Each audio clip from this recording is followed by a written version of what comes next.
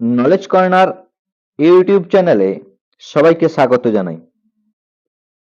আজ আমি আলোচনা করব একাদশ শ্রেণীর সেকেন্ড সেমিস্টার পরীক্ষার জন্য খুবই গুরুত্বপূর্ণ একটি লং প্রশ্নের উত্তর নিয়ে। তোমাদের পাঠ্যাংশের যে গদ্যাংশটি রয়েছে প্রতিজ্ঞা সাধনম, সেই প্রতিজ্ঞা সাধনম গদ্যাংশের সবচেয়ে গুরুত্বপূর্ণ একটি প্রশ্ন উত্তর হলো প্রতিজ্ঞা সাধনমের প্রাকৃতিক সৌন্দর্যের বর্ণনা দাও। আমি আজ সেই প্রতিজ্ঞা সাধনম পাঠ্যাংশের প্রাকৃতিক সৌন্দর্যের যে বর্ণনা, সেই প্রাকৃতিক সৌন্দর্যের বর্ণনার উত্তর তোমাদের আমি আজ আলোচনা করব। আমি প্রতিজ্ঞা সাধনম থেকে তোমাদের 3টে প্রশ্ন কি 4টে প্রশ্ন লং প্রশ্ন আলোচনা করে দেব উত্তর সহ, যেগুলো পরস্পরের সঙ্গে অনেকটা সম্পর্কযুক্ত। অর্থাৎ একটা প্রশ্ন করলে বাকি প্রশ্নগুলো তোমরা সেখান থেকে পেয়ে যাবে। আমি তোমাদের আজ আলোচনা করব প্রাকৃতিক সৌন্দর্যের বর্ণনা, পরবর্তী দিনে আলোচনা করব এই প্রতিজ্ঞা সাধনমের বিষয়বস্তুর সংক্ষিপ্ত। তো আলোচনা করছি প্রতিজ্ঞা সাধনম পাঠ্যাংশ অবলম্বনে প্রাকৃতিক পরিবেশের বর্ণনা দাও। কি রয়েছে? অথবা দেখো এখান থেকে কতগুলো প্রশ্ন আসতে পারে। প্রতিজ্ঞা সাধনম পাঠ্যাংশ অবলম্বনে প্রাকৃতিক পরিবেশের বর্ণনা দাও। অথবা আসতে পারে প্রতিজ্ঞা সাধনম পাঠ্যাংশে প্রকৃতির যে রূপ বর্ণিত হয়েছে তার একটি বাণীচিত্র অঙ্কন করো। অথবা প্রতিজ্ঞা সাধনম পাঠ্যাংশ অবলম্বনে প্রাকৃতিক দুর্যোগের বর্ণনা দাও। অথবা আসতে পারে প্রতিজ্ঞা সাধনম পাঠ্যাংশ অবলম্বনে পার্বত্য প্রাকৃতিক দৌরাত্ম্যের একটি বাণীচিত্র অঙ্কন করো। অথবা প্রতিজ্ঞা সাধনম পাঠ্যাংশে উল্লিখিত সায়ং সন্ধ্যার বর্ণনা দাও। এই যে তোমাদের 5টা প্রশ্ন, এই 5টা প্রশ্নের মধ্যে যে কোনো প্রশ্ন এলে তোমরা এই উত্তরটা লিখতে পারবে। কি রয়েছে উত্তরটা আলোচনা করছি।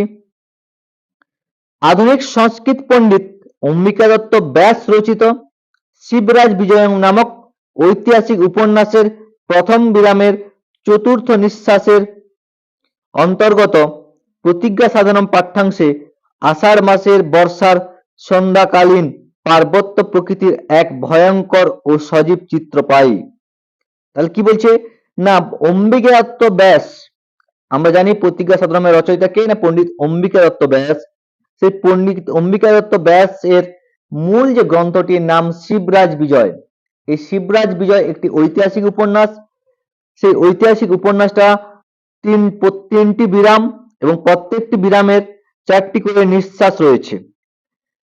সেই শিবরাজ বিজয় নামক ঐতিহাসিক উপন্যাসের প্রথম বিরামের চতুর্থ নিঃশ্বাস থেকে নেওয়া হয়েছে আমাদের পাঠ্যাংশ প্রতিজ্ঞা সাধনম।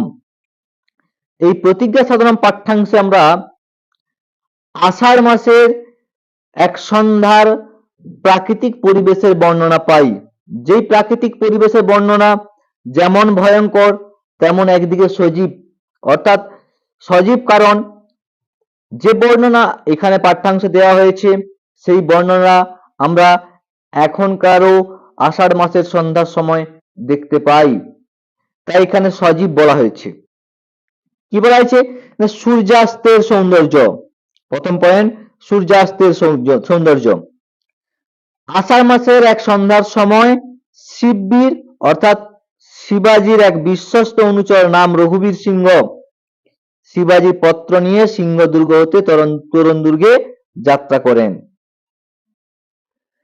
ঘটনার সূত্রপাত হয়েছে এই চিঠিটাকে নিয়ে যাওয়াকে কেন্দ্র করে।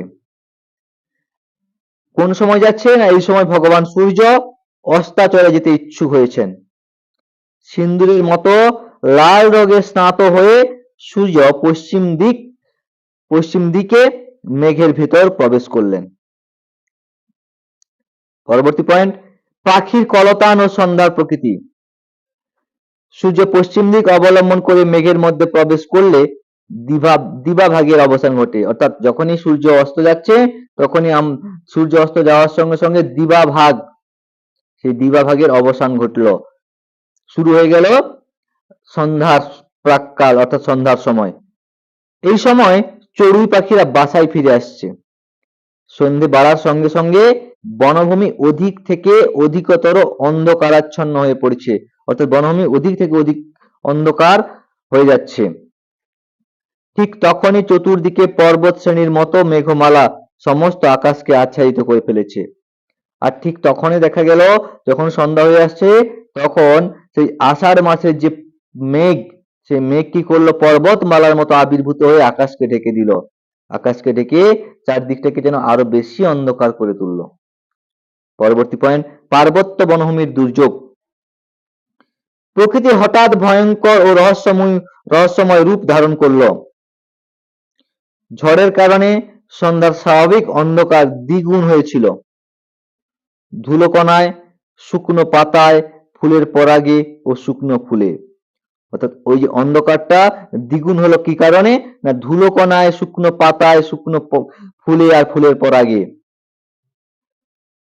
পর্বত শ্রেণী থেকে পর্বত শ্রেণী, বনের পর বন, উপত্যকার পর উপত্যকা, জলপ্রপাত, মালভূমি সর্বত্র পরিব্যাপ্ত। চারিদিকে রয়েছে শুধু পর্বত শ্রেণী আর পর্বত শ্রেণী, বনের পর বন, উপত্যকার পর উপত্যকা, ঝর্ণার পর ঝর্ণা বা জলপ্রপাতের পর জলপ্রপাত, মালভূমি সর্বত্র পরিব্যাপ্ত। চারিদিকে রয়েছে, কোথাও কোনো সহজ সরল পথ দেখা যাচ্ছে না, কোনো পথ, সোজা পথ দেখা যাচ্ছে না। বনের মধ্যে গাছের ডালপালাগুলো সম্মুখে আঘাত করছে, অর্থাৎ বনের মধ্যে যে গাছের ডালপালা রয়েছে, সেই ঝড় ঝঞ্ঝার রাতে সেগুলো আঘাত করছে কাকে, না সেই শিববীরের অনুচর রঘুবীর সিংহকে। প্রতিক্ষণে ঘোড়ার খুরগুলি চকচকে পাথর খণ্ডে পিছলে যাচ্ছে, আর সেই পাথর খণ্ডে ঘোড়ায় যে যাচ্ছে রঘুবীর, সেই ঘোড়ার কি করছে, ঘোড়ার খুরগুলো সেই পাথর খণ্ডে পিছলে যাচ্ছে। প্রবল দুর্যোগে কেঁপে উঠছে দর্শক কুল, দুর্যোগে কেঁপে উঠছে, অর্থাৎ এখানে সেই আষাঢ় মাসে বজ্র বিদ্যুৎ দেখা যাচ্ছে, আর সেই বজ্র বিদ্যুতের শব্দে দর্শক কুল কেঁপে উঠছে, বন্য প্রাণীরা ভীত। বজ্রের শব্দ আকাশকে যেন চিরে ফেলছে, বিদ্যুতের মতো আগুন যেন অন্ধকারকে পুড়িয়ে দিচ্ছে। আগুনের শিখা দ্বারা সমস্ত আকাশ আচ্ছাদিত। মেঘের গর্জনের ভয়ঙ্কর শব্দ সমস্ত অরণ্যকে বিদীর্ণ করেছে। এই হচ্ছে তোমাদের প্রাকৃতিক সৌন্দর্যের বর্ণনা। শেষে কি বলছে, প্রতিজ্ঞা সাধনা। এই প্রাকৃতিক দৃশ্য কেবল রঘুবীরের প্রতিজ্ঞার প্রতীক নয়, বরং প্রকৃতির সঙ্গে মানুষের সংগ্রামের চিত্রও তুলে ধরছে। অর্থাৎ এখানে রঘুবীর যে প্রাকৃতিক দুর্যোগের মধ্য দিয়েও তার কর্তব্য পালনে সচেষ্ট, সেটা শুধু রঘুবীর একার নয়, বর্তমানে অনেকের মধ্যেও এইরকম প্রাকৃতিক প্রতিকূলতার মধ্য দিয়েও যে সংগ্রাম করে, তার চিত্র আমরা বর্তমানেও দেখতে পাই। যেখানে সংকল্প ও সাহস প্রকৃতির যে কোনো রুদ্ররূপকে জয় করতে পারে। যদি আমরা সংকল্পবদ্ধ হই, আমরা যদি সাহসী হই, তো প্রকৃতির এরকম ভয়ঙ্কর রূপকে আমরাও হয়তো উপেক্ষা করতে পারবো, এই কথাটা এখানে বলা হয়েছে। তাহলে এই হলো তোমাদের প্রতিজ্ঞা সাধনমের প্রাকৃতিক দুর্যোগের বর্ণনা। এই প্রশ্নটা তোমরা খুব ভালোভাবে করে যাবে সেকেন্ড সেমিস্টারের পরীক্ষার জন্য। এর পরের দিন আমি তোমাদের এই প্রতিজ্ঞা সাধনম থেকে প্রতিজ্ঞা সাধনম গদ্যাংশের বিষয়বস্তু বা বিষয় সংক্ষেপ বা সার সংক্ষেপ আমি আলোচনা করব। প্রত্যেকে আজকের এই প্রাকৃতিক সৌন্দর্যের আলোচনাটা বা প্রাকৃতিক যে বর্ণনাটা বুঝতে পেরেছো? বুঝতে পেরে থাকলে লাইক, কমেন্ট এবং শেয়ার করে দিও। চ্যানেলে নতুন হলে সাবস্ক্রাইব করে দিও। যদি কারো নোটটির পিডিএফ প্রয়োজন হয়, তো ডেসক্রিপশন বক্সে দেওয়া হোয়াটসঅ্যাপ নম্বরে হোয়াটসঅ্যাপ করো, অথবা স্ক্রিনে দেওয়া হোয়াটসঅ্যাপ নম্বরে তোমরা হোয়াটসঅ্যাপ করতে পারো যদি কারো এই নোটটির প্রয়োজন হয়। ভিডিওটা ভালো লেগে থাকলে প্রত্যেকে লাইক, কমেন্ট এবং শেয়ার করে দিও। চ্যানেলে নতুন হলে সাবস্ক্রাইব করে দিও।